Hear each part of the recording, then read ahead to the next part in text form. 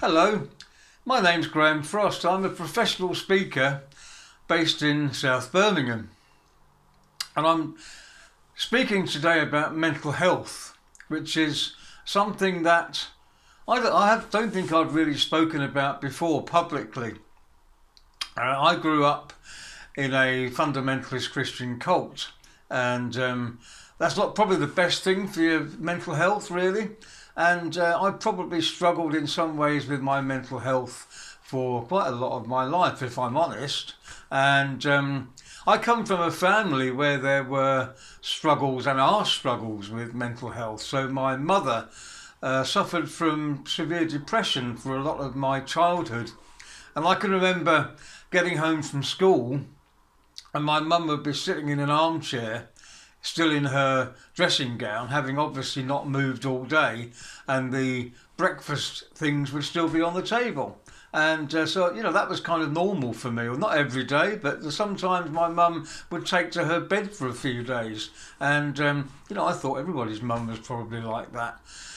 So I have members of my family who've been diagnosed with bipolar disorder. I have, there's quite a bit of mental health problems in my family, but this was never talked about in the 1960s and 70s when I was growing up. This kind of thing wasn't talked about, and even to this, even up until probably 2016, my mother passed away in 2017, and I remember having a conversation with her about another member of our family, and she said, "Oh yes, he suffers with his nerves," and that was as close as we ever got to speaking about mental health problems in our family. Really, it was just something that was, and then when you go back another generation, you find out that. I never met my maternal grandmother, that's my mum's mum, because she lived in a mental institution and she had severe mental health problems and in fact was eventually killed by another member of the mental health institution where she lived. So I never met her. I remember my parents going down to Devon to her funeral, but she was, in those days, anybody that was not quite normal or very whatever normal is, but anybody who was challenged in the mental health area used to be put away into an institution of some kind, and in fact people who were disabled in any way tended to be kept out of public view because it was considered that people didn't want to associate with them and look at them. So my own mental health, I have to probably admit that I have drunk too much alcohol at times in my life to self-medicate. I used to smoke. I have done things. I have suffered from depression. Periods of my life have been affected by depression.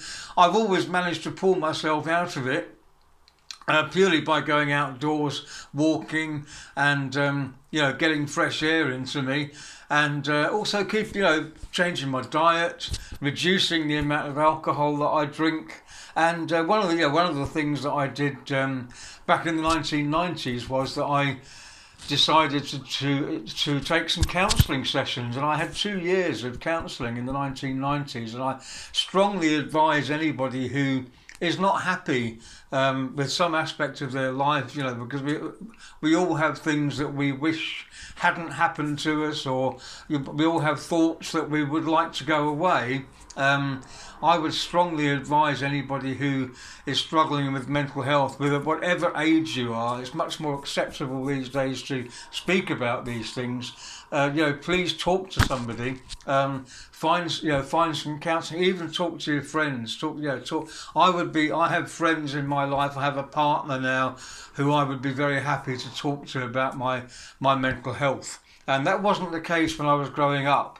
I felt that my thoughts were kind of crushing in on me, and I didn't have anybody to talk to. So, I think be open and honest, I think, about your mental health struggles, because we all have them. There's nothing unusual about having mental health problems. So I hope this has helped. My name's Graham Frost, and it's been a pleasure to record this short video for you. Thank you.